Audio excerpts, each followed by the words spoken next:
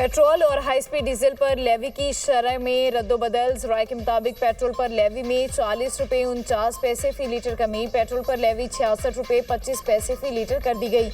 इससे पहले पेट्रोल पर लेवी 106 रुपये 74 पैसे फी लीटर आई थी। डीजल पर लेवी में 19 रुपये 71 पैसे फी लीटर इजाफा। डीजल पर लेवी 72 रुपये 97 पैसे फी लीटर मुकर्रर। इससे पहले डीजल पर 53 रुपये 26 पैसे फी लीटर लेवी आई थी।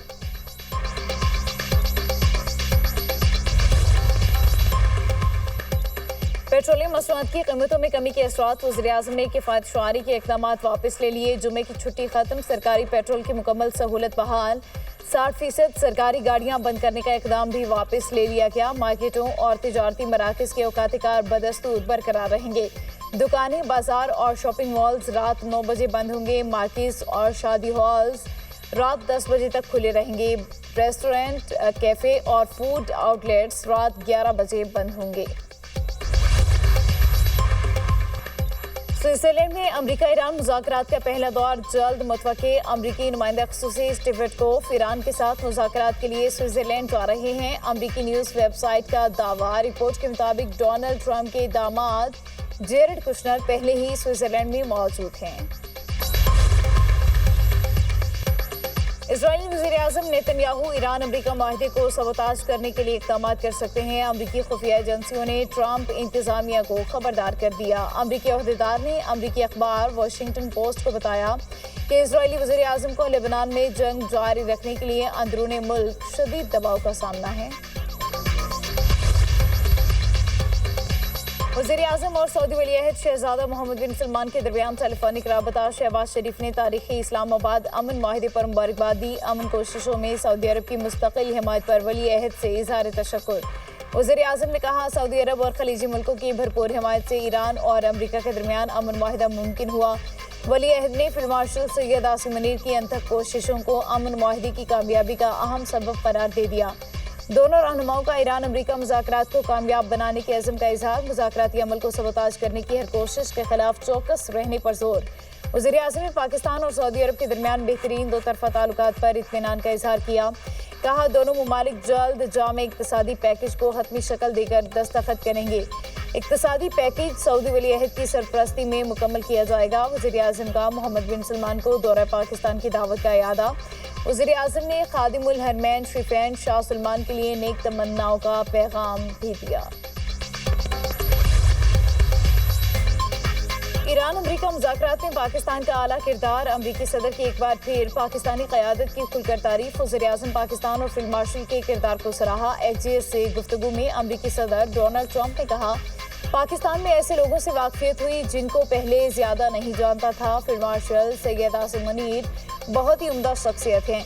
वज़ीर-ए-आज़म और फील्ड मार्शल के दरमियान बहुत अच्छी हम आहंगी है। फ़ौजी सरबराह अपने वज़ीर-ए-आज़म का बहुत ज़्यादा एहतराम करते हैं। पाकिस्तानी रहनुमाओं ने माहदे में हमारी बहुत मदद की। वो ईरानियों को जानते और उनसे वाकिफ़ हैं, इसलिए पाकिस्तान ने मुज़ाकरात में बहुत अच्छा किरदार अदा किया। इजराइल और हिजबुल्लाह में जंगबंदी पर इत्तफाक माहिदा अमरीका और कतर की कोशिशों से हुआ। हिजबुल्लाह ने जंगबंदी की तस्दीक कर दी। जंगबंदी के बाद जनूबी लबनान में ड्रोन हमले में 2 अफराद शहीद। जंगबंदी से पहले इजराइल के जनूबी लबनान पर हमले में 47 अफराद शहीद हो गए और 97 जख्मी हुए थे। हिजबुल्लाह के हमलों में 1 ऑफिसर समेत 4 इजरायली फौजी मारे गए। स्विट्जरलैंड में ईरान अमरीका मुज़ाकरात में ताअत्तुल लेबनान पर इजरायली हमलों की वजह से आया। अमरीकी सदर की इजरायली हमलों पर तनकीद। कहा, अमरीका ना होता तो इसराइल का सफाया हो चुका होता। बहरे अस्वद में पनामा के परचम बरदार जहाज पर ड्रोन हमला। अमले का 1 रुकन हलाक, 2 जख्मी, 1 की हालत तशवीशनाक। हमले में मुलविस जिम्मेदार अनासिर की निशानदही नहीं हो सकी। ईरान खित्ते में कशीदगी के खात्मे का ख्वाहा है। इसराइल की लेबनान में कार्रवाइयों के संगीन नताइज बरामद होंगे। तेहरान गजा समेत तमाम मुहाज़ों पर अमन के क़याम की हिमायत करता है। ईरान के नायब वज़ीर ख़ारिजा सईद खतीबज़ादा का अल जज़ीरा टीवी को इंटरव्यू। कहते हैं, अगर अमरीका इसराइल को मुआहदे की शराइत पर अमल दरामद का पाबंद बनाने में संजीदा है तो ईरान मुज़ाकरात को आगे बढ़ाने के लिए तैयार है। ईरानी पार्लियामेंट की कौमी सलामती कमेटी के सरबराह इब्राहिम अजीज़ी का कहना है कि ट्रंप इंतज़ामिया लेबनान में इसराइली फ़ौजी कार्रवाइयों के खात्मे पर अमल दरामद नहीं करा सकी।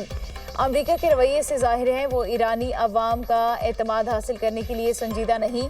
یہ صورتحال جاری رہی تو سنگین نتائج ہوں گے، معاہدے کی خلاف ورزیوں پر رد عمل دیں گے۔ یورپی یونین سربراہی اجلاس میں اسرائیلی انتہا پسند وزیروں پر پابندیاں عائد کرنے پر اتفاق۔ فرانسیسی صدر میکرون کا کہنا ہے یورپی ممالک امریکہ اور ایران معاہدے میں مدد فراہم کرنے کے لیے تیار ہیں۔ یورپی یونین سربراہی اجلاس میں غزہ پٹی میں انسانی صورتحال المناک قرار، اجلاس کا امدادی سامان کی ترسیل کا مطالبہ۔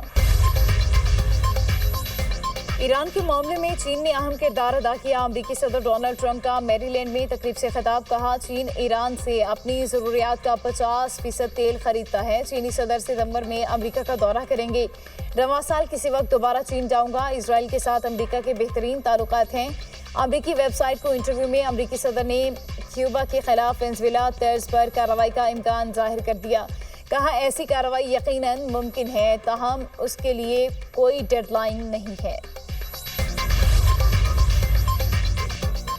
بین الاقوامی جوہری توانائی ایجنسی کو تنصیبات کے معائنے کی دعوت نہیں دی۔ ترجمان ایرانی وزارت خارجہ اسماعیل بقائی کی تردید، کہا IAEA کو جوہری تنصیبات کے معائنے کی دعوت سے متعلق میڈیا رپورٹس بے بنیاد ہیں۔ مفاہمتی یادداشت کے مطابق جوہری معاملے پر مذاکرات 60 روزہ مدت کے اندر ہوں گے۔ اس دوران ایران جوہری پروگرام کی موجودہ صورتحال برقرار رکھ سکتا ہے۔ بشہر جوہری مذاکرات میں جاری معائنے کا عمل معمول کے مطابق جاری رہے گا۔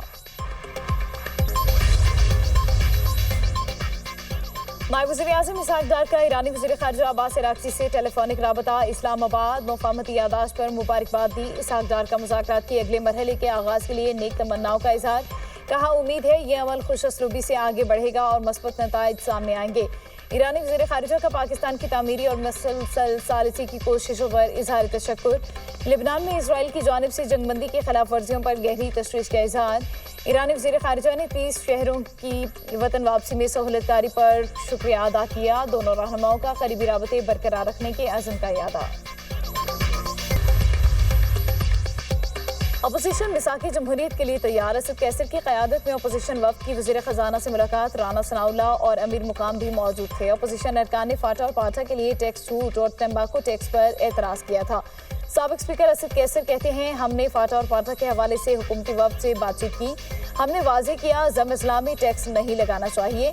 سیاسی معاملات پر بات نہیں ہوئی لیکن ہماری بھی خواہش ہے کہ مساق جمہوریت ہو۔ مساق جمہوریت کے لیے تیار ہیں۔ ملک ہمارا ہے، فوج بھی ہماری ہے۔ حکومتی وفد نے ہمارے نکات کو تسلیم کرنے کی حامی بھری۔ سینیٹر رانا ثناءاللہ نے کہا فاٹا اور پاٹا کے حوالے سے اپوزیشن نے بات کی ہے۔ وزیر خزانہ نے وعدہ کیا کہ IMF سے بات کر کے ٹیکس کے حوالے سے اپوزیشن سے بات کی ہے اور ٹیکس کے معاملات کو حل کرائیں گے۔ جو ٹیکس چھوٹ ختم ہو رہی ہے، کوشش ہے IMF سے بات کر کے اسے آگے بڑھایا جائے۔ جمہوری انداز یہی ہے کہ بات چیت سے معاملات حل ہوں۔ وزیر اعظم نے مساق استحکام پاکستان کرنے کا کہا اور یہ آفر اب بھی ہے۔ ہم ہر طرح کی بات کرنے کو تیار ہیں۔ اپوزیشن نے کہا ہے آپ سے مشاورت کے بعد ہم حکومت کو بتائیں گے، کوشش کریں گے مولانا فضل الرحمان کو گلا دور کریں۔